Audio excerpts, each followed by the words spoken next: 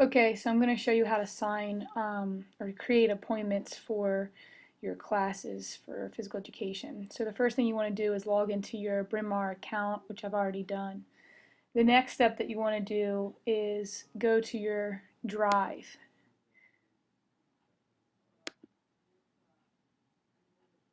So once you're in your Drive, you should be able to find um,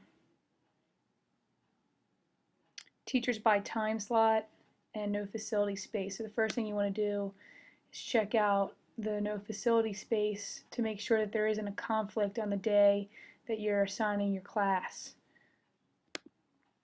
The other thing that you're going to do is check out teachers by time slot, and on here I have recorded, so if you're going from 8 to 8:35, you're actually going to enter an 8 to 8:34 time slot. The second period would be 8:36 to 9:10, and so on down the line. The reason for that is when they sign up for their classes, we want to eliminate any confusion with whether it was the 8 to 8:35 time slot or the 8:35 to 9:10 time slot. So by putting that off a minute, the kids will understand where they need to sign up. So once I've seen that, I can go back to here, get into my calendar. When I get into my calendar, you may have other stuff popped up. I would suggest taking those off so it'll be easier to look at, and you want your 910, your PE 910 highlighted. So that's what we're going to be working in. So then I'm going to go to the date of my first class, so I'd find it here.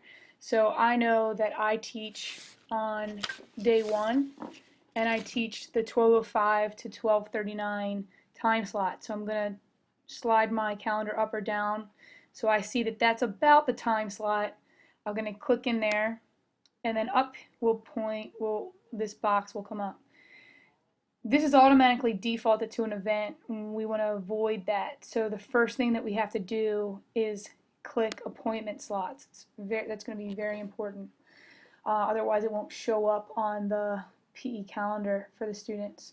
So I see that I'm correct. Friday, August 31st, 12 to 1 is not the class. So what I want to do is go into edit details. The first thing I want to do when I go in is it says to create appointment slots on calendar. If I create this right now without making any changes, it's actually going to populate on my calendar and not show up on the PE calendar. So the first thing to do is go here, click, and select the PE 910 calendar. So then I scroll down and I have a title. So everybody will need to put in what class that they're doing. So for example, if I am doing weightlifting, I'm going to type that in there, and then I'm going to let them know who the instructor is. That way if they have any questions, they can contact you beforehand. So now I look at my time block, and again it's off, so I'm going to go in here and set what my time is. So like I said, my class was from 12:05 to 12:40, but I really need to make that 12:39.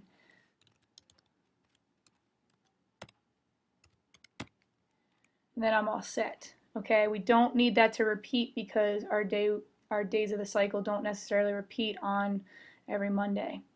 So now I'm going to go down here and offer as slots of. If you want, there's basically going to be two options.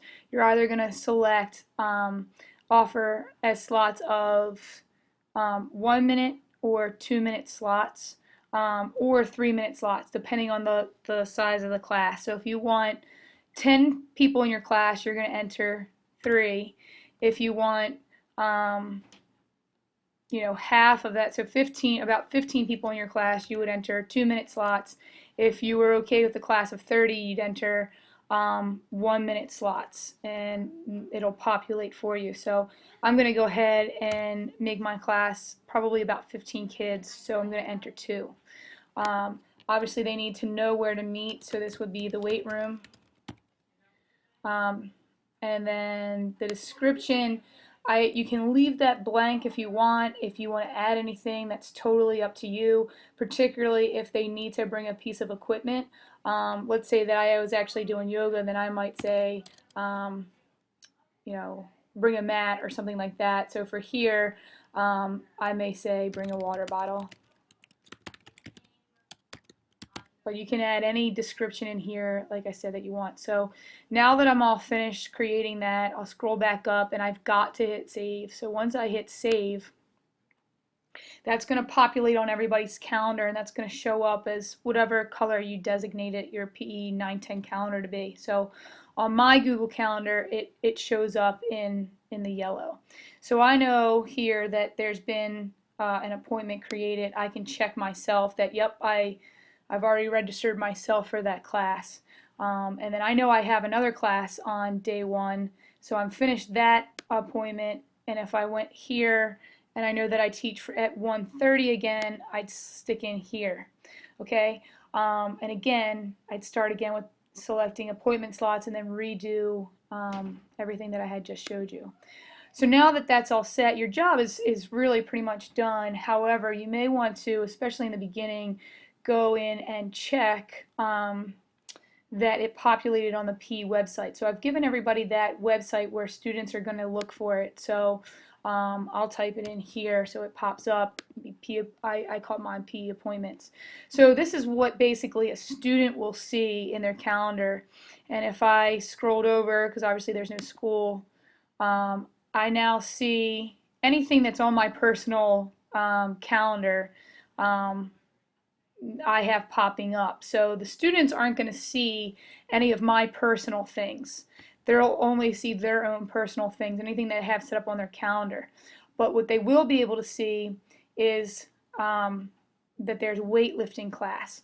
So if I scroll over and I look as a student, I see weightlifting with STEC is, and you'll notice it'll say 12:15 to 12:17. They're going to be instructed to know that anytime the appointment falls in between a class, that's the class they're signing up for. So for example, since this says 12:15 to 12:17, as a student, I would know 12:05 to 12:40 is the class that I would be attending. So as a student, I could check this box and see, okay, I see all the details, and now, you know what, that's not the class that I want, so I'm just going to click cancel, and then obviously other items will be populated here for them. Now, the final thing is, let's say that right now I selected that I had a weight room class, and I said, you know, there would be about 15 people in my class. If size number is going to be an issue, then what you're going to do is go into this calendar and look. Okay, so I have 1, 2, 3, 4, 5, 6, 7, 8, 9, 10, 11, 12, 13, 14, 15, 16, 17 slots, but I know that I can't accommodate that many students. So what I need to do, if I can accommodate that many students, then I'm finished creating my appointment for that class and for that day. But if I know that, like I said, I only had room for 15, but I have 17 slots up, then what I need to do is, when I'm in this calendar, I'm just going to select that, and I'm actually going to sign up for my own class. When I do that, a slot has actually disappeared from what the rest of the student population can actually see here. Okay, and so I would still need to do that again to get down. I'm going to save that again, and again that has taken that away. So as students sign up, these boxes are going to disappear. So if a student sees that there's only 2 boxes, and you know, they can also look in a different view if they want to look at day.